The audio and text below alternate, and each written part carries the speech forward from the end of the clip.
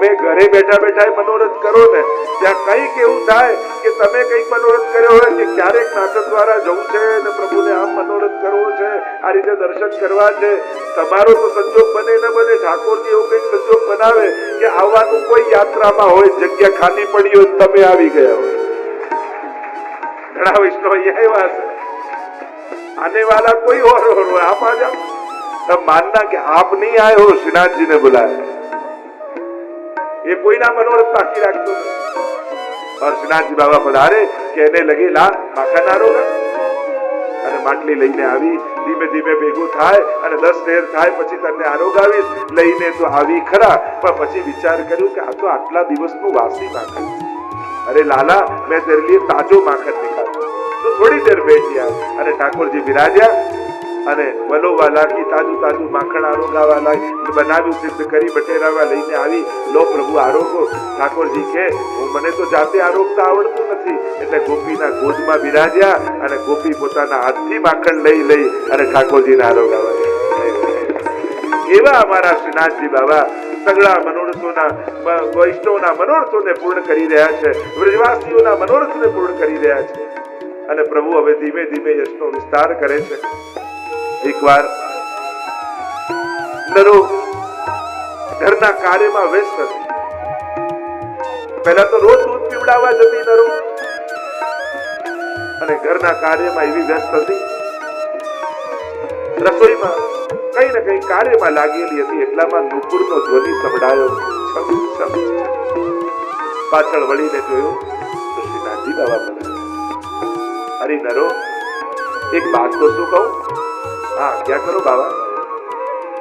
बाबा कहने लगे कि नरो मुकुट तेरे हाथ को दूध बड़ो. कल है ना मंदिर में कोई सोना की कटोरी पकड़ा. अरे ठाकुर जी मुट्ठी खोली અને બતાવ્યું, દેખ એ સોના की कटोरी. એક સોનાની કટોરી કોઈ પધરાવી ગયું અને મને મનમાં ઈચ્છા થઈ કે આ સોનાની કટોરીમાં પહેલું દૂધ આરોગીશ તો તારા હાથે આરોગીશ. તું જયારે ઓંડીને સુંદર દૂધ ઇલાયચી આદિ મેળવી અને જયારે દૂધ બનાવે ને તો તારા હાથનું દૂધ મને બહુ ભાવે. અરે लालन, आप यहाँ क्यों पधारे? मैं वहां देवे हाजर. नहीं नहीं, मैं तेरे हाथ को आरोग में आयो. लाओ कटोरी मूकू दो, मैं अभी सिद्ध करके लाऊं. श्रीनाथ जी बाबा ने कही, ऐसे नहीं, मैं आरोग तो जाऊं और तू पधरा दू. तू दूध तैयार कर और मुझको छोटी सी कटोरी में दे. એટલે જ આપણે ત્યાં ઠાકોરજીને વિવિધ પ્રકારના પાત્રો આવે અને સેવા કર્મનો એ પણ વિશેષતા છે કે બને તો સેવા કર્મના જે પાત્રો હોય એકદમથી બદલવાની, જેમાં ઠાકોરજીને ભોગ દર્શાવે. કારણ કે ઠાકોરજીને એની આદત પડી ગઈ. આપણા બાળકોને નથી, આ તો મારો કપ છે, હું તો આમાં દૂધ પીશ. એમ આપણા ઠાકોરજીને આદત પડી. એટલે અમારે ત્યાં તો નિધિ સ્વરૂપોમાં બી આદિ જુદી જુદી ચમચીઓ ને જુદી જુદી કટોરી, જારીજી આટલા સ્વરૂપો બિરાજતા હોય, પણ જે સ્વરૂપને જે જારીજી આવે એ જ એમની આગળ ધરાય. જે ચમચી એમની હોય તો એમને જ ધરાય, કારણ કે ઠાકોરજીને એની આદત પડેલી હોય. એટલે બને તો પ્રભુને જે ભોગ ધરવાના પાત્રો હોય ને એને ઘડી ઘડી બદલવા, કે નિશ્ચિત પ્રભુને જે આવતું હોય એ જ આવતું હોય. એવું ક્રમ, એવું વિધાન, એવી ભાવના આપણા પુષ્ટિ માર્ગમાં છે. અને નરો દૂધ આપતી જાય પણ કહેવા લાગી નરો, બાબા આજકાલ આજુબાજુ આપ બહુ પધારો છો એવા સમાચાર મળે અને અહીંયા પધારતા નથી. ગઈકાલે મને ખબર પડી કે આપ મારી પાસે જ કોઈ કુટિયામાં પધાર્યા. અરે હા, પેલી નવી વહુ આવી છે, એને બિચારાની બહેન ખોવાઈ ગઈ. ઘરમાં બધા ખીજાવા લાગ્યા એટલે એનો મનોરથ પૂરો કરવા પડ્યો. નરો કે બધાના મનોરથો પૂરા કરો છો ને મને બાકી રાખો. મારો મનોરથ ક્યારે પૂરા કરો? પ્રભુ કે હું તો સકલ જીવોના મનોરથ પૂરા કરવા માટે પધાર્યો છું. એમ નરો ઉપર ઠાકોરજીએ કૃપા કરી છે. મંદિર પર બિરાજ્યા છે. અનેક પ્રકારની લીલાઓના વર્ણન, ઐતિહાસિક ઘટનાઓના પણ આવે છે. યવનોના ઉપદ્રવ થવા લાગ્યા અને ત્યાં સમાચાર મળ્યા કે બધા મંદિરોને તોડી રહ્યા છે અને હવે જતીપુરા તરફ રાજાની ફોજ આવી રહી. અને જ્યારે એ સમાચાર મળ્યા, સદુ પાંડે, કુમનદાસ, રામદાસ બધા જ ભેગા થયા. અરે આ બધા મંદિરો તોડી રહ્યા છે, આપણા શ્રીનાથજી બાબાના મંદિરનું શું થશે? જો પ્રભુને કંઈક મનોરથ કરવો હોય તો કોઈ ને કોઈ લીલા કરે. પ્રભુને મનોરથ પૂરા કરવા છે ચતુરા નાગા. અને ચતુરા નાગા અને એ નિમ્બાર્ક સંપ્રદાયના એ સમયના એ સાધુ વિષ્ણુ સ્વામી સંપ્રદાય આદિના અને એ દિગંબર અવસ્થામાં બધા રહે સાધુ, પણ બધાના મનમાં મનોરથ કે શ્રીજી અહીંયા ક્યારે બધા. અમે તો ત્યાં જઈ શકતા નથી સંસારમાં, મંદિરમાં, પણ આ કાંટાઓની ઝાડીઓની વચ્ચે વ્રજમાં એક સ્થાન છે ટોંડકો ઘનો, અને ત્યાં કાંટાની ગીચ ઝાડીઓ, એ સમયે તો ખૂબ જ ગીચ, અને એની વચમાં આ નાગા સાધુઓ, ચતુરા નાગા અને એની ટોળી, આખી સાધુ મંડળી ક્યારે, અને દરેકની ઈચ્છા ક્યારે શ્રીનાથજી પ્રગટ થયા છે ગિરિરાજજી પર, અમે દર્શન કરવા નથી જઈ શકતા અને અમને ક્યારે દર્શન. અને પ્રભુએ અહીંયા કોઈ લીલા કરી. પ્રભુને કોઈનો ભય નથી, પ્રભુને ભક્તોના મનોરથ પૂરા કરવા. અને અહીંયા જયારે સમાચાર મળ્યા ત્યારે નક્કી કરવામાં આવ્યું કે આ એક પાડો છે અને એના ઉપર ઠાકોરજીને પધરાવીએ. અને વ્રજના આ બધા સ્થાનોમાં ટોંડકો ઘનો એવું સ્થાન છે કે ગીચ કાંટાની ઝાડીઓ છે, અને એમાં જો અંદર શ્રીનાથજીને પધરાવી દઈએ તો અંદર રાજાની સેના પ્રવેશ નહીં કરી શકે. અને આમ વિચાર કરી શ્રીનાથજી બાવાને પાડા ઉપર પધરાવ્યા અને લઈને ગયા છે ટોંડકા. અને આ ચતુરા નાગા અને સાધુ મંડળીને સમાચાર મળ્યા કે અરે શ્રીનાથજી બાવા આપણા પર કૃપા કરવા માટે અહીંયા પધારી રહ્યા. અને એ તેરસનો દિવસ આજે પણ કંકોડા તેરસ જેને આપણે કહીએ, લોકોને આજકાલ આ બધી વસ્તુની બહુ યાદ રહે. ગુસાઈજીનો ઉત્સવ ભૂલીએ પણ જલેબી ઉત્સવ કઈ યાદ રહે.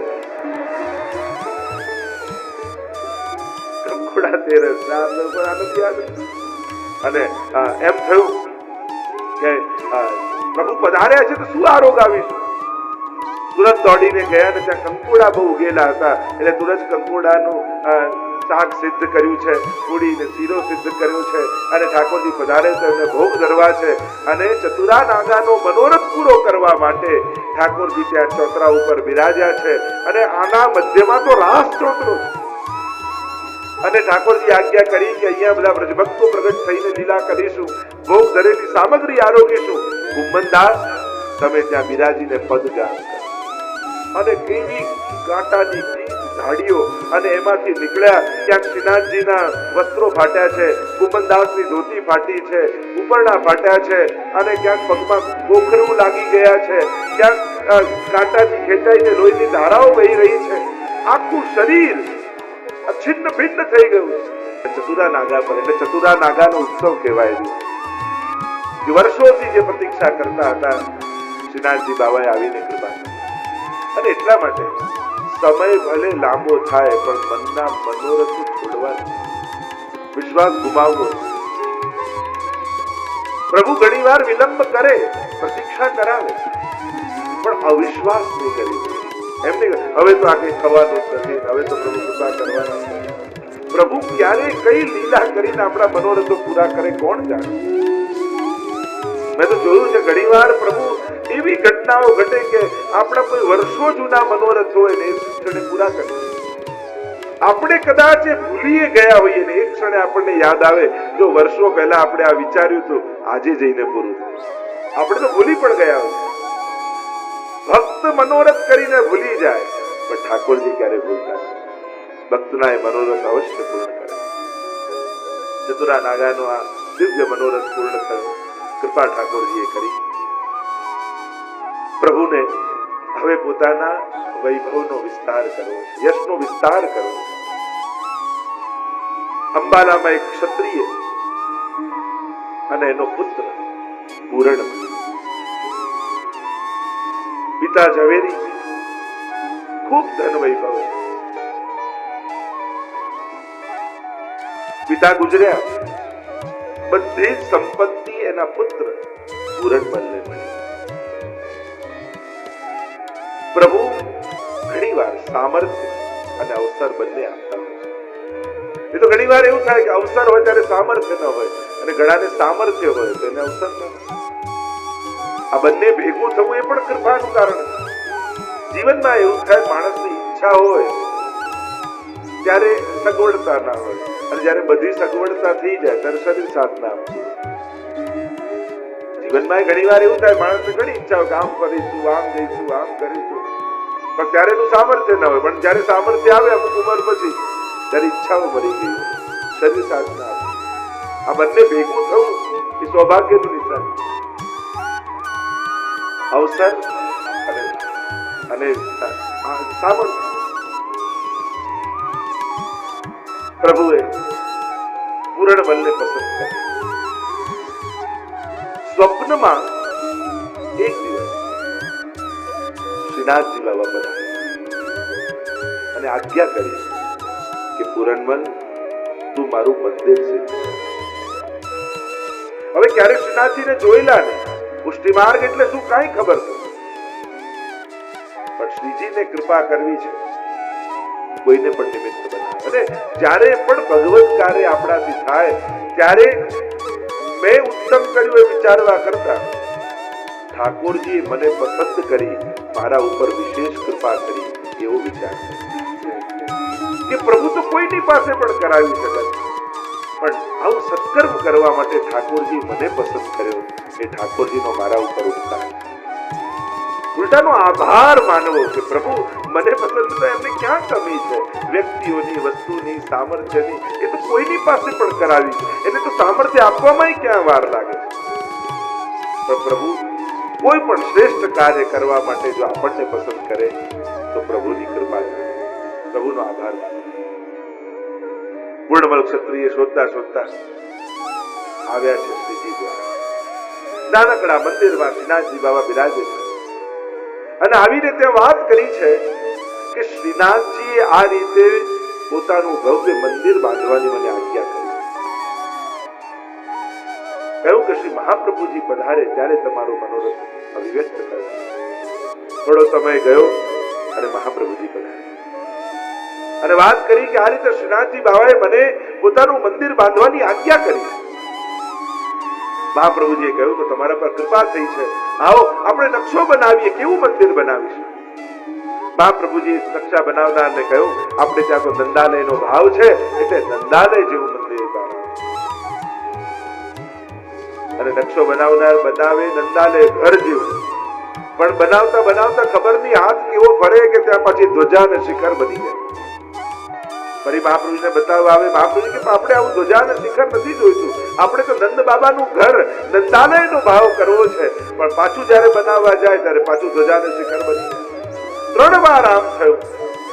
ત્યારે મહાપ્રભુજીને થયું કે શ્રીજીની કોઈ જુદી ઈચ્છા લાગે. શ્રીજીને વિનંતી કરી ત્યારે શ્રીનાથજીએ કહ્યું કે અહીંયા દેવાલયની રીત રાખી, મારે જગુદ્ધારક રૂપે બિરાજવું છે.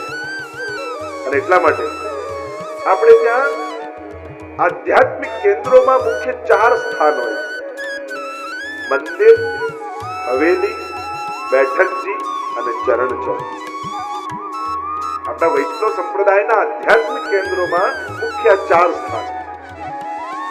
પુષ્ટિ માર્ગમાં મંદિર એક જ છે અને એ છે આ શ્રીનાથજી બાબા, કે જે સ્વયં શ્રીજીની ઈચ્છાથી મંદિર રૂપે શિખર, કળશ અને ધ્વજા ધારણ કરીને શ્રીનાથજી બાબા બિરાજ્યા છે. એ ભગવદ ઈચ્છાને કારણે દેવાલયની રીત છે. અને એટલે જ અહીંયા આરતી આદિ લેતા હોય, બીજી હવેલીઓમાં નથી લેતા. એવા ઘણા ક્રમ, એવા સેવા ક્રમના છે કે જે દેવાલયમાં હોય, મંદિરમાં હોય, એવા ક્રમ અહીંયા બિરાજે, જે હવેલી પરંપરાના અનુસાર નથી હોતું અને ત્યાં નંદાલયની રીત હોય. અને એટલા માટે મંદિર એક જ છે આપણે ત્યાં, એ શ્રીનાથજીનું મંદિર. બીજું હવેલી છે. આપણે ત્યાં જેટલા પણ આધ્યાત્મિક કેન્દ્રો છે, હવેલી પારસી શબ્દ છે, એનો અર્થ થાય સુસજ્જ ભવ્ય ઘર. જેમ નંદ બાબા વ્રજના રાજા હતા અને રાજાનો મહેલ, રાજાનું ઘર કેવું હોય, એવા આપણા આધ્યાત્મિક કેન્દ્રો જ્યાં ગુરુજનના માથે ઠાકોરજી વિરાજતા હોય. નંદ બાબાનું ઘર એ હવેલી શબ્દથી ઓળખાય. ત્રીજું છે બેઠકજી. જે સ્થાન પર મહાપ્રભુજીએ બિરાજીને 7 દિવસ ભાગવતજીનું પારાયણ કર્યું, એ સ્થાનને बैठक जी कहिए।